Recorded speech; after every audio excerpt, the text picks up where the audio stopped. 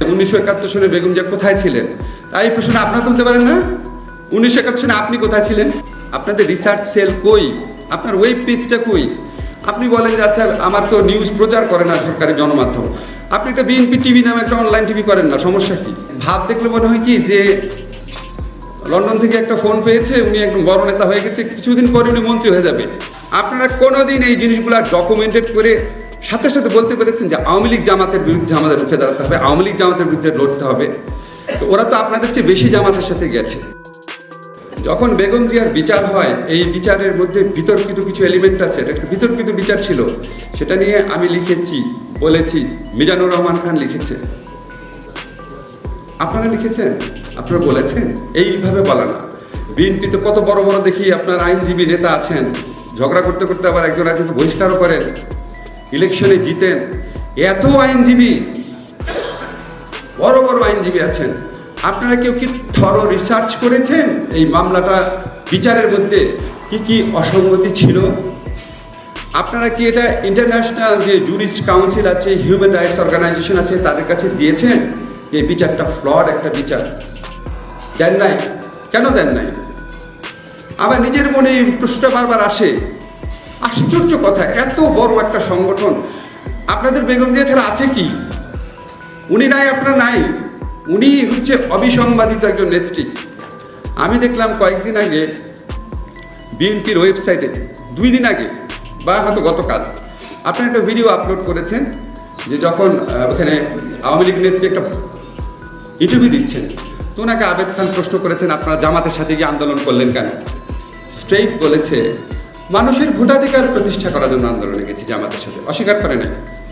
এবং উনি বলেছেন আওয়ামী লীগ তার আদর্শ থেকে বিচ্যুত হয় নাই। সহজ কথা। এর আগে একটা পত্রিকায় দেখেছি উনি বলেছেন যে উনি শুধু আওয়ামী লীগের নেত্রী না, সকল বিরোধী দলের নেত্রী। বিরোধী দল বলতে তখন জামাতকেও বুঝিয়েছেন। নিজামীকে পাশে নিয়ে উনি সংসদ থেকে পদত্যাগ করেছেন, সাংবাদিক সম্মেলন করেছেন। আপনাদের বিরুদ্ধে এই যে নিরন্তর প্রচারণা হয় বিএনপি জামাত, কথা বলি বিএনপি জামাত, বিএনপি জামাত, আপনারা কোনোদিন এই জিনিসগুলো ডকুমেন্টেড করে সাথে সাথে বলতে পেরেছেন যে আওয়ামী লীগ জামাতের বিরুদ্ধে আমাদের রুখে দাঁড়াতে হবে, আওয়ামী লীগ জামাতের বিরুদ্ধে লড়তে হবে? তো ওরা তো আপনাদের চেয়ে বেশি জামাতের সাথে গেছে, যায় নাই? ওদের রাষ্ট্রপতি পদপ্রার্থী গোলাম আজমের 5 হয়ে সালাম করে নাই, একসাথে সংসদ থেকে পদত্যাগ করে নাই, একসাথে এর সাথে সাথে ইলেকশন যায় নাই। এই ন্যারেটিভগুলা কি আপনারা স্ট্রংলি বাংলাদেশের সাধারণ মানুষের কাছে বলতে পেরেছেন? বাংলাদেশে বিএনপি জামাত ইকুয়েটেড হয়ে গেছে কেন? বিএনপি জামাত গোষ্ঠীর বিরুদ্ধে রুখে দাঁড়াতে হবে। আপনারা কি এটা কাউন্টার ন্যারেটিভ তৈরি করতে পেরেছেন? ওই ভিডিওটা পরশুদিন আপলোড হয়েছে কেন? 1996-এর ভিডিওটা বিএনপির ওয়েব পেজে পরশুদিন আপলোড হয়েছে কেন? সবই তো পাওয়া যায়, আপনাদের ওয়েবসাইটে গেলে এগুলি পাওয়া যায় না কেন?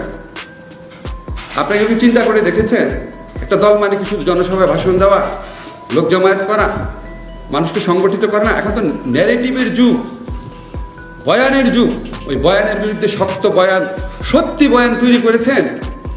আমি মাঝে মাঝে দেখি যে আবার খুব দুঃখ লাগে যে অন্য পক্ষ থেকে প্রশ্ন তোলা হয় যে 1971 সনে বেগম জিয়া কোথায় ছিলেন, তাই এই প্রশ্ন আপনারা তুলতে পারেন না? 1971 সনে আপনি কোথায় ছিলেন? কেন তুলেন না? আমি আশ্চর্য লাগে, কেন তুলেন না? এত জঘন্য মিথ্যাচার, এত জঘন্য অপপ্রচার হয়, এটার উত্তর দেওয়ারও একটা নৈতিক ইয়ে অনুভব করেন না? বিচ্ছিন্নভাবে দেন, বিচ্ছিন্নভাবে দিয়ে শহীদুদ্দিন এমনি জেলেও গেছে, এটা তো কোনো মূল্য নাই। আপনাদের রিসার্চ সেল কই? আপনার ওয়েব পেজটা কই? আপনি বলেন যে আচ্ছা আমার তো নিউজ প্রচার করে না সরকারি গণমাধ্যম, আপনি একটা বিএনপি টিভি নামে একটা অনলাইন টিভি করেন না, সমস্যা কি? নামই দেন বিএনপি টিভি, শক্তিশালীভাবে করেন না। আপনাদের কি লোক কম আছে? আমি একটা সামান্য মানুষ, কালে ভদ্রে আমি ফেসবুকে স্ট্যাটাস দিই, আমার 1 মিলিয়ন ফলোয়ার আছে। আপনাদের দলের কয় মিলিয়ন ফলোয়ার আছে? এই প্রশ্নটা রেখে গেলাম। এখন আপনার এই জিনিসগুলো আপনারা বিবেচনা করেন। আমি বারবার বলি দেখেন, এই যুগটা হচ্ছে প্রচারণার যুগ, শুধু দেশে না গ্লোবালিও। দেখেন আপনাদের ন্যারেটিভ কোথায়? সত্যি ন্যারেটিভ, নিজেকে ডিফেন্ড করার ন্যারেটিভ। আপনাদের রিসার্চ সেল কই? আপনাদের অনেকে আছে আমি দেখি, মানে ভাব দেখলে মনে হয় কি যে লন্ডন থেকে একটা ফোন পেয়েছে, উনি একদম বড় নেতা হয়ে গেছে, কিছুদিন পরে উনি মন্ত্রী হয়ে যাবে। মানে ভাবটা হচ্ছে নিজের স্বার্থ চিন্তা। আরে বেগম জিয়া কি নিজের স্বার্থ চিন্তা করে রাজনীতি করেছিলেন? কি বেগম জিয়া রাজনীতি করেন? আমরা তো দূর থেকে দেখেছি। উনি যখন এরশাদের বিরুদ্ধে আন্দোলন করেছেন, উনি স্বার্থ চিন্তা করেছিলেন? তা তো উনি আগেই আপোষ করতে পারতেন। উনি যখন আপনার 111 গভর্নমেন্ট ছিল, ওইটার সাথে তো প্রথম আপোষ করতে তো ওনার কাছেই গিয়েছিল, করেছেন? আপনারা কে কি সাফার করেছেন? অবশ্যই আপনাদের অনেক নেতাকর্মী জীবন হারিয়েছেন, with due respect to them. আমি তাদের কথা বলছি না, অন্য যারা মোটামুটি ভালো অবস্থানে আছেন, আপনাদের তো ওনার স্যাক্রিফাইসটা চিন্তা করেন। তা আপনি প্রথমে ডিসাইড করেন, আপনি কি আন্দোলনটা করছেন, নেতৃত্ব দিচ্ছেন, নেতা হচ্ছেন নিজের জন্য নাকি দেশের জন্য, দেশের মানুষের ভোটাধিকার প্রতিষ্ঠা করার জন্য? যখন এইভাবে চিন্তা করা যাবে আমি দেশের মানুষের ভোটাধিকার প্রতিষ্ঠার আন্দোলন করছি, তখন বেগম জিয়ার প্রতি আপনাদের সত্যিকারের রেসপেক্ট প্রতিফলিত হবে।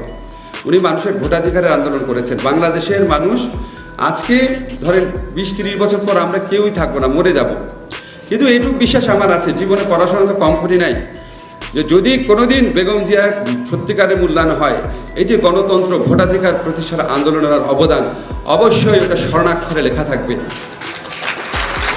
ওনাকে ভালোবাসলে, বাংলাদেশের মানুষকে মুক্ত করতে চাইলে স্বার্থহীনভাবে দেশের জন্য এই জনগণের ভোটাধিকার প্রতিষ্ঠার আন্দোলনের জন্য কাজ করেন। কে কি নেতা হলেন, কে কি পদ পেলেন, সেগুলির চেয়ে অন্য বড় কথা।